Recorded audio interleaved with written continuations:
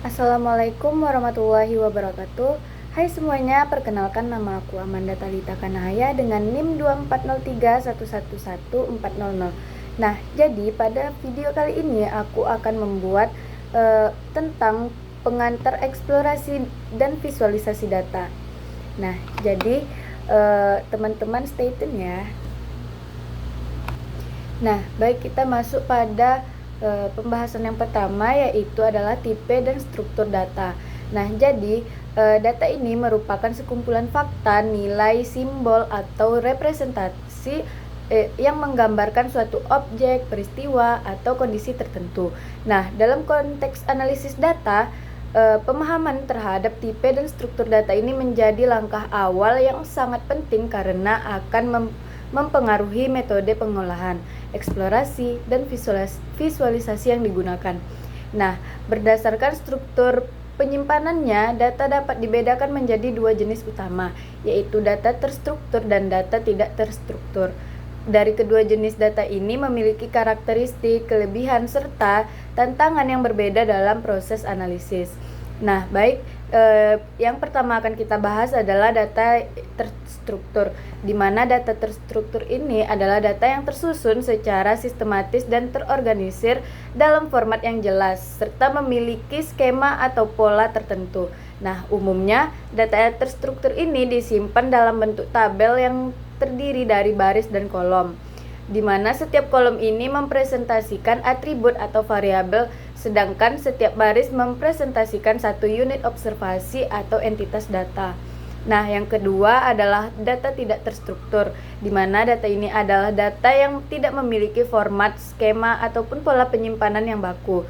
Data jenis ini tidak tersusun secara rapi dalam bentuk tabel sehingga sulit untuk langsung dianalisis menggunakan metode konvensional. Nah, data yang tidak terstruktur ini umumnya berbentuk teks bebas, gambar, audio, video, atau kombinasi dari berbagai format tersebut.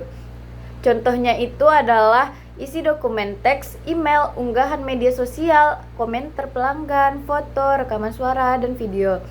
Nah, meskipun sulit untuk diolah, data tidak terstruktur ini menyimpan informasi yang sangat kaya dan bernilai.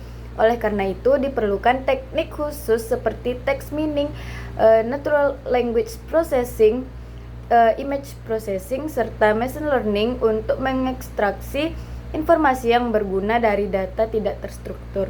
Nah, selanjutnya kita masuk ke pengertian dari visualisasi data. Nah, jadi visualisasi data ini adalah proses penyajian data ke dalam bentuk visual seperti grafik, diagram, peta, dan infografis dengan tujuan untuk mempermudah pemahaman terhadap informasi yang terkandung di dalam data tersebut. Nah, visualisasi ini memanfaatkan kemampuan visualisasi manusia untuk mengenali pola, perbedaan, dan tren secara lebih cepat dibandingkan dengan membaca data dalam bentuk tabel atau teks. Nah, dalam analisis data, visualisasi ini memiliki peran yang sangat penting karena mampu menyederhanakan data yang kompleks menjadi representasi yang lebih intuitif.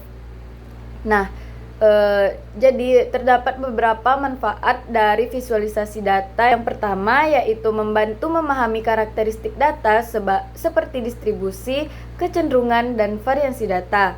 Nah, yang kedua yaitu memudahkan identifikasi pola dan tren yang muncul dalam data dari waktu ke waktu.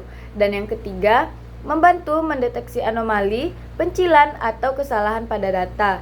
Yang keempat, mempermudah perbandingan antar variabel atau antar kelompok data. Yang kelima, mendukung proses pengambilan keputusan yang lebih akurat dan berbasis data. Yang keenam yaitu meningkatkan efektivitas komunikasi hasil analisis data kepada pihak lain. Nah, dengan demikian visualisasi data ini menjadi alat yang sangat penting dalam menjembatani data mentah dengan informasi yang bermakna. Nah, selanjutnya kita masuk pada materi yaitu hubungan eksplorasi dan visualisasi data dalam analisis data. Nah, jadi eksplorasi dan visualisasi data ini merupakan dua proses yang saling berkaitan dan tidak dapat dipisahkan dalam analisis data. Kenapa? Karena eksplorasi data Ini bertujuan untuk memahami karakteristik dasar data seperti distribusi, kecenderungan, variabilitas, dan hubungan antar variabel. Nah, dalam proses eksplorasi data ini, visualisasi berperan sebagai alat utama untuk menampilkan hasil eksplorasi. Misalnya histogram yang digunakan untuk melihat distribusi data, box plot untuk mengidentifikasi pencilan, scatter plot untuk melihat hubungan antar variabel, dan diagram batang untuk membandingkan kategori. Nah, terdapat beberapa hubungan antara eksplorasi dan visualisasi data. Yang pertama, eksplorasi data ini membutuhkan visualisasi untuk memahami data secara intuitif. Dan yang kedua yaitu visualisasi data membantu penelitian menemukan pola, tren, dan anomali yang tidak terlihat dari data mentah. Yang ketiga, hasil eksplorasi data yang divisualisasikan menjadi dasar dalam pemilihan metode analisis lanjutan. Nah, yang keempat, visualisasi data ini mempermudah interpretasi hasil eksplorasi dan penyampaian temuan kepada pihak lain. Nah, dengan demikian eksplorasi dan visualisasi data bersama-sama membentuk fondasi penting dalam keseluruhan proses analisis data, mulai dari tahap awal, pemahaman data hingga pengambilan keputusan. Nah, jadi sekian saja materi yang saya sampaikan. Dapat disimpulkan bahwa data terstruktur itu memiliki format yang rapi dan mudah dianalisis, sedangkan data tidak terstruktur itu memiliki format bebas, namun menyimpan banyak potensi informasi yang besar. Kemudian visualisasi data itu merupakan proses penyajian data dalam bentuk visual yang bertujuan untuk mempermudah pemahaman informasi. Visualisasi data memberikan banyak manfaat seperti membantu menemukan pola, mendeteksi anomali, serta mendukung pengambilan keputusan berbasis data. Kemudian eksplorasi dan visualisasi data ini memiliki hubungan yang sangat erat. Nah, jadi visualisasi ini menjadi alat utama dalam eksplorasi data.